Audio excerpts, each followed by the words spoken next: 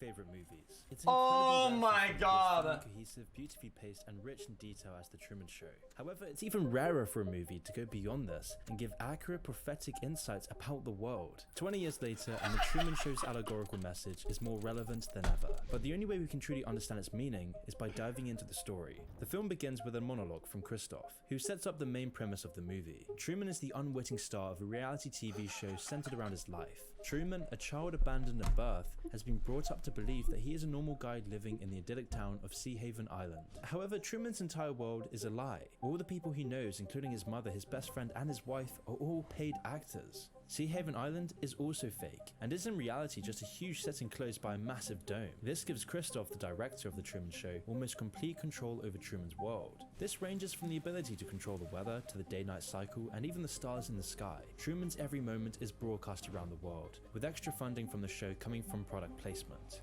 From the start of the film, we see a camera implanted in Truman's bathroom mirror, where Truman is pretending to be an explorer whilst getting ready for work. It's as though this is just another regular day for Truman, with him saying hello to his neighbors, making a coffee, and getting into his car. But just as he's getting into his car, a stage light drops from the sky right onto the road outside of his house. Truman then walks over to inspect the light and sees that it says Sirius on it, referring to the brightest star in the night sky. But eerily, on his drive to work, the radio starts to run a story about a plane wreckage falling from the sky in order to explain the light. Here's a news flash just then. An aircraft in trouble began shedding parts as it flew over Sea Haven just a few moments ago. It then starts to talk about the dangers of flying, which is one of the first of many subtle ways that Christoph tries to influence Truman into staying on the island through fear. He is being subconsciously controlled by the radio. This subconscious manipulation then continues throughout the film. Like when Truman is asked by his boss to deal with something that will require a boat trip. By doing this, the boss is setting up Truman's Chad, does it make you aware yet? Or are you guys aware or not? Because this guy's a wall cage. As we see, he is unable to even get in the boat. A phobia that's later revealed to be another subconscious manipulation of Truman. This whole day feels very strange for Truman, so he hurriedly comes back to his wife Meryl, who then conspicuously shows off her new kitchen tool that she bought at the store, showing it off almost like she's advertising it. It's a dicer, grater, peeler all in one. Never needs sharpening, dishwasher safe. Truman becomes suspicious, and when out with his best friend Marlon, Truman's behavior starts to be off, and he brings up his desire to leave and go to Fiji. Marlon catches that Truman is starting to wake up, so he quickly shoots down the idea. He doesn't want Truman escaping. That would break the whole game. In the next scene, we see Truman go off to spend some time on the beach, where he remembers the tragic boat accident that seemingly killed his father and gave him his aquaphobia. Christoph then even heightens Truman's misery by adding a specific path of rain to follow Truman, and with Truman's breakdown growing, we see the audience's engrossed reactions. It's all these early scenes that serve to illustrate that the fictional Truman Show can only function when Truman buys into this false reality. This would never work. He would get... Is he like in control of environment? Because I feel he would just get hardcore stream sniped.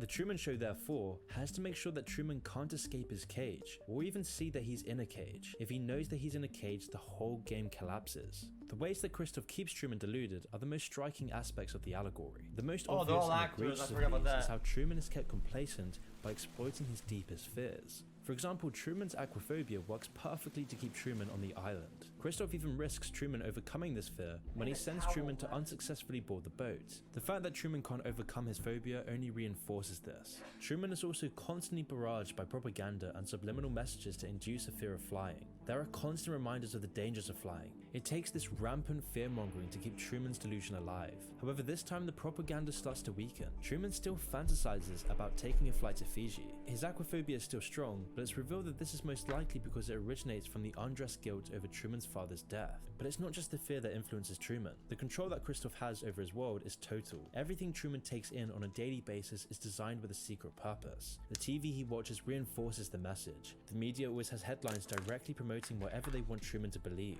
Even the people that Truman talks to on a daily basis spout the same canned lines and positive affirmations. Propaganda is seeping into every aspect of Truman's life and society. Oh no. Oh, good. A lot like it's No, chat, no shot. Guys, no shot. Don't. Knows that he's in a cage, the whole game collapses. Seemingly killed his father, can't escape his cage, or even see that he's in a cage. If he knows that he's in a cage, the whole game collapses. The ways that Christoph keeps Truman deluded are the most striking aspects of the allegory. The most obvious and egregious of these is how Truman is kept complacent by exploiting his deepest fears. For example, Truman's aquaphobia works perfectly to keep Truman on the island. Christoph even risks Truman overcoming this fear when he sends Truman to unsuccessfully board the boat. The fact that Truman can't overcome his phobia only reinforces this. Truman is also constantly barraged by propaganda and subliminal messages to induce a fear of flying. There are constant reminders of the dangers of flying. It takes this rampant fear-mongering to keep Truman's delusion alive. However, this time the propaganda starts to weaken. Truman still fantasizes about taking a flight to Fiji. His aquaphobia is still strong, but it's revealed that this is most likely because it originates from the undressed guilt over Truman's father's death. But it's not just the fear that influences Truman. The control that Christoph has over his world is total. Everything Truman takes in on a daily basis is designed with a secret purpose. The TV he watches reinforces the message. Dude, stop. Okay, dude, actually stop. No. Purpose. The TV he watches reinforces the message. The media always has headlines directly promoting whatever they want Truman to believe. Even the people that Truman talks to on a daily basis spout the same canned lines and positive affirmations. Propaganda is seeping into every aspect of Truman's life and society. You thinking of flying somewhere? Nope.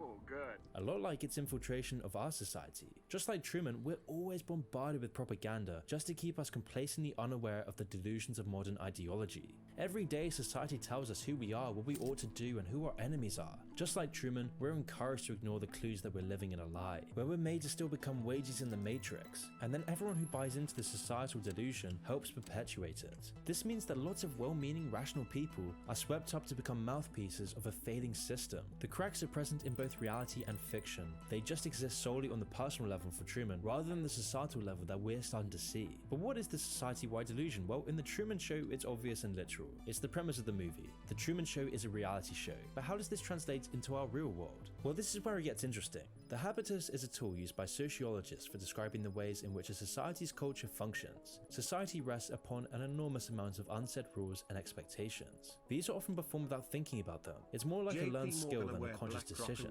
Bourdieu, the French intellectual who aware propaganda, aware wages, aware woke age.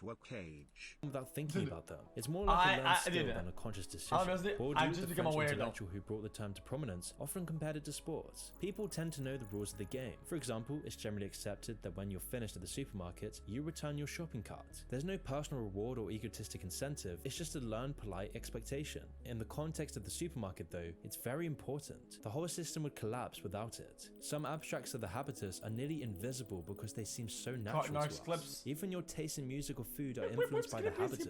This is because the cultural expectations that the habitus instills go so deep. They're established from the moment you're born, reinforced throughout your childhood by your family, and then further built upon by your education and work. This then makes the habitus a self-perpetuating structure. Those brought up in certain habitus will nurture its specific values in their children, for example, making sure the cycle continues. The Truman Show gives a literal picture of what a habitus can look like. We can see all the actors in the fictional Truman Show as being sucked into this. The actors act in certain learned ways in order to perpetuate the essence of the Truman Show. Now, the key difference between fiction and reality is the incentive. Literally, the actors in the fictional Truman Show are being paid to play their parts, but in the real world, people play their parts in the habitus because the habitus itself has conditioned them into it. Everyone is one of the actors. Everyone makes the delusion real. And what the Truman Show goes on to tell us is that when the habitus has been altered into something too detached from an authentic society, cracks start to show, when lies start to perpetuate, when the ego gets in the way, when power corrupts, the habitus... Yeah, but how does that get stopped though? Like, because the people are part of a system, okay, then they're all controlled because of the parameters of the system or whatever, right? But how do you counter this, or how do you stop that? You just can't. I mean, starts to break, and this ripples throughout entire civilizations. You would have to leave society and live in a cave. We see Truman gradually wake up to the delusion that has consumed his life, which inevitably causes a breakdown of the entire habitus. The further Truman moves towards truth, the faster the delusion collapses, and thus the more resistance he faces. The habitus of our world is just as deluded as the one in the Truman Show. This is because what's valuable culturally has been drastically changed by reality TV and social media. The Truman Show almost predicted this with its commentary on reality TV. The vapid values of reality TV expanded to shape the entire habitus. Now limited to reality TV, it's not meant to shape anything. It's meant to make content for maximize profits. Nobody tells reality TV to do certain things to shape the universe and shape society. Motherfucker, people do reality TV because it brings in views and it's fucking stupid as shit. of reality TV expanded to shape the entire habitus. Now, the brainwashing part is a co-product. It's a side product. It's not the main product. Yeah, it brainwashes because it's so fucking dumb. But the initial point is to make money. now limited to reality TV, and this doesn't seem too harmful, but it gets so much worse when you consider this in our own reality, especially with the effects of social media on our values. Nowadays, everyone's the star of their own reality TV show. People project— Guys, if I sell you dog shit merch, let's say, dog shit merch. Okay, it's ugly, it's low quality, garbanzo, absolute shit tier, okay? Okay? But it's also, it has poison on it. And then people wearing it, they'll die of poison. Okay? Yeah. Yeah, I get it. You can say, oh my god, he's trying to kill everybody. Well, that's not true though. That's not the intent. That is a co-product. The product was, I tried to maximize profits. My goal was to make money and maximize profits. That was the point. That's what I'm trying to do initially, right? So then, that is the direction it's going in.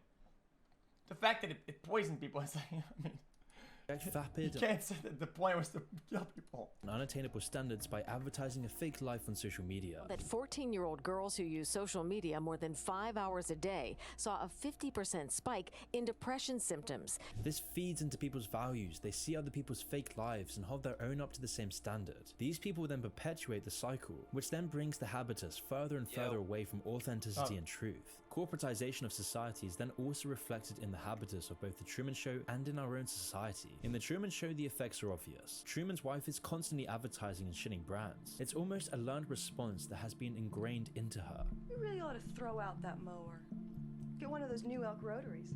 Which is why at this point, Truman is actively interrogating her on the lie that they've been living. In response, Truman's wife defaults to an almost robotic speech about a coffee brand. This is the habitus failing. Truman's wife is so deeply submerged in the Truman Show delusion that she has no other response. She just keeps reading the same script. But it's so much worse in our own society where our habitus is so heavily corporatized, with corporate values being held in such a high regard that we value our careers more than our families. Never before in history has this happened. Truman's Well, suspicion— not only that. I mean, of course it's worse. People wear brands that we say on top of it. People spend money to wear moving advertisements. People are literally moving advertisements of all sorts of kinds and shit, man. That's how it is. Suspicions of reality are then brought up again when his father, who he assumes is dead, shows up on his way to work dressed as a beggar. Dad? Truman's father is then quickly whisked away on a bus, but not before Truman sees his face. He realizes something is up, so he goes to talk to his mother, who tries to explain away his father's reappearance by suggesting that he's just crazy and hallucinated it. This time, it doesn't convince Truman, who also notices how often his wife name drops brands. As Truman starts to go through his old things, the movie flashes back to Truman's college years and a chance encounter he had with a woman named Lauren. Lauren's meant to be a background character, but the two sides meet across the room. They share a conversation in a romantic moment on the beach. Lauren then goes out of character to try to reveal to Truman that his whole reality is fake. Listen to me. Everybody knows that. Everybody knows everything you do. They're pretending, Truman. Do you understand? Everybody's pretending. Lauren, who reveals her real name as Sylvia, tries to explain that Truman's world is a lie, but then again she stops short by a man saying Truman is obsessed with Fiji, as Sylvia is reported to be moving there. Truman then starts to see more and more suspicious things. His radio specifically describes his every move in an apparent malfunction. Okay, he's making his turn onto Lancaster Square.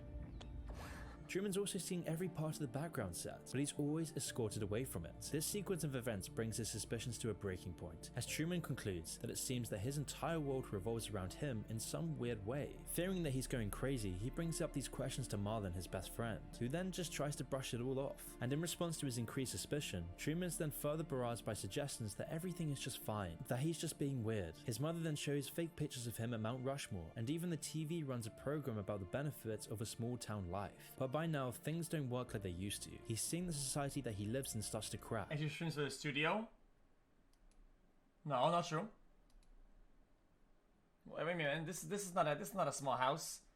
I mean, this is a small house. I mean, fuck. Oh, It's no. also laughable and ridiculous. This whole thing is a facade. And now that Truman is waking up to this reality, the lullabies of deception can't draw him back to sleep. After noticing that his wife is crossing her fingers in his wedding pictures, Truman follows her to work. Despite multiple attempts by extras to delay and stop Truman from seeing the surgery that his wife is helping with, Truman breaks into the hospital and sees the fake surgery being played out by actors who have no idea what they're doing. Determined to leave, Truman then visits a travel agency. By this point, Truman's had enough. He's determined to leave. He wants to escape the sick society, so he tries to book a flight to Fiji, but the clerk says they're all sold out for at least a month. So then Truman tries to get a bus out, but it conveniently breaks down just before leaving. Truman then, sitting in a car at home, waits for his wife to come back from work. When she does, she gets in the car with him as he points out the clockwork regularity of the people who go past their road. Unsatisfied with her unrealistic reaction to this, Truman then locks the car and takes Meryl on an impromptu road trip. To everyone around him, he seems like he's having a breakdown. He's breaking the rotten habitus surrounding him, but then instantly traffic jam starts,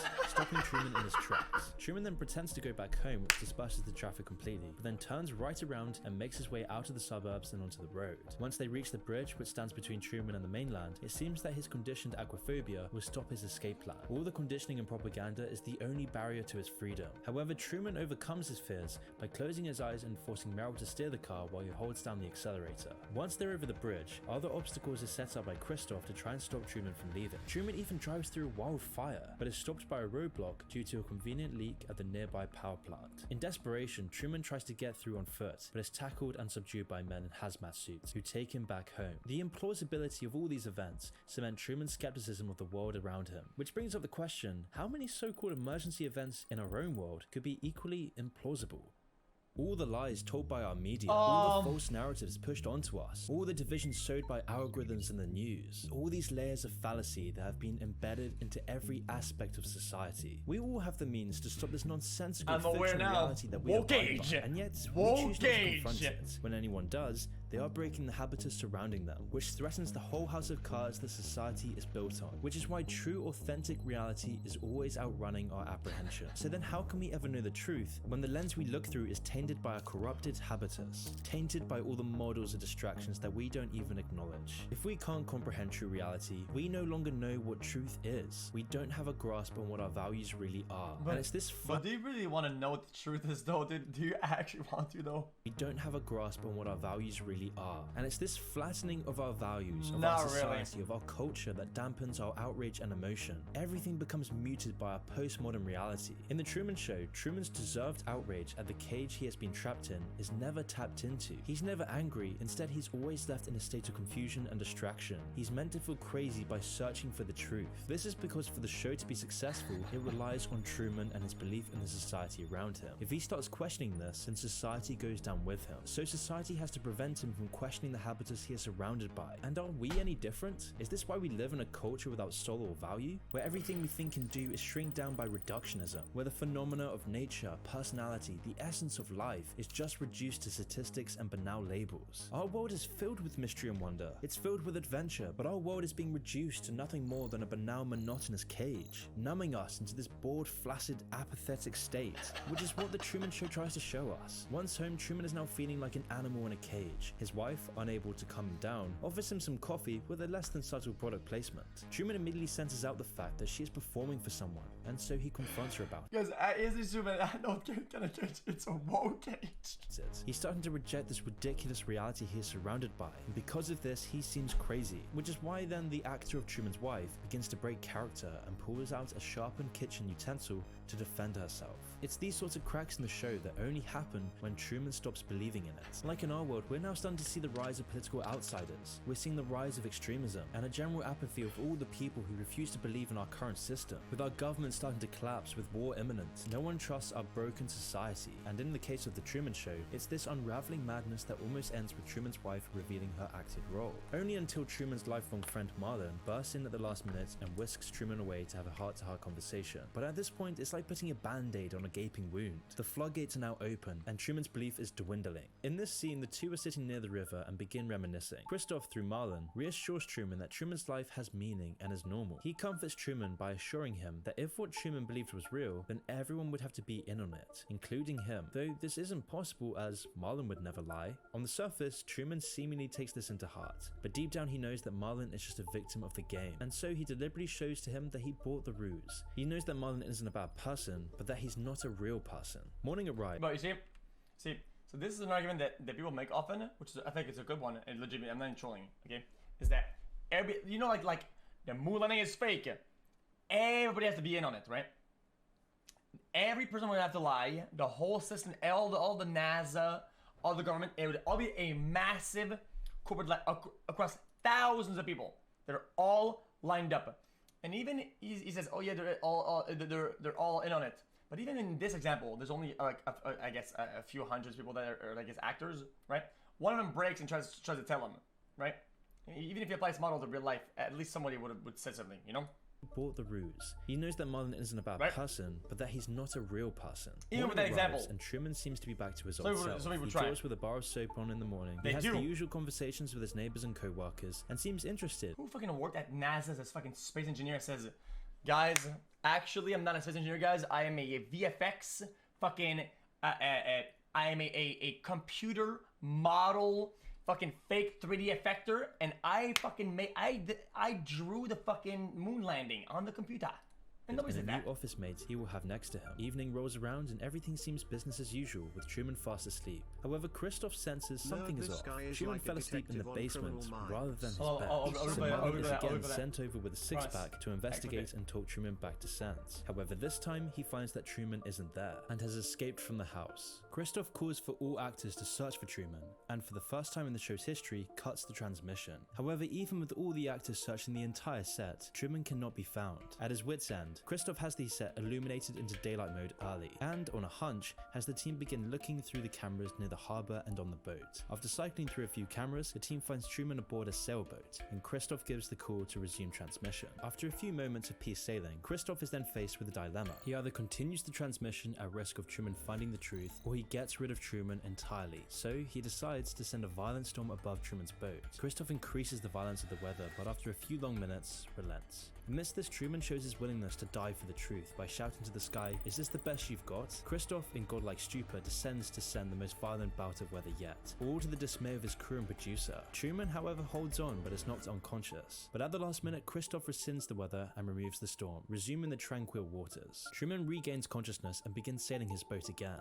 He has beaten the storm and the sea seems to be in his favor. However, after a few minutes, the bow of Truman's boat launches through the side of the set, leaving a big hole in the sky dome. By now, all of Truman's suspicions have been confirmed, and in an ecstasy begins punching the wall. However, the reality of Truman's situation begins to dawn on him as he sees the ramp at the end of the water. Truman walks across this ramp, walking on the water. The audience is gripped. The culmination of his 30 years in the Truman Show seems to be at its finale. Truman locates a staircase and slowly ascends to the side of the set. Now he actually is aware. The door labeled exit and opens it, revealing the abyss beyond his realm. A godlike voice then thunders through the sky as Christoph reveals that Truman was the star of a TV show with the whole world watching. Truman asks, "Was nothing real?" And in response, Christoph responds that Truman is real, and that's what made him so enjoyable for millions. Christoph then tries to keep Truman in the set by indicating that there was no more truth. Wait, am I getting this wrong? So if the person is born in the game or in the troll, right?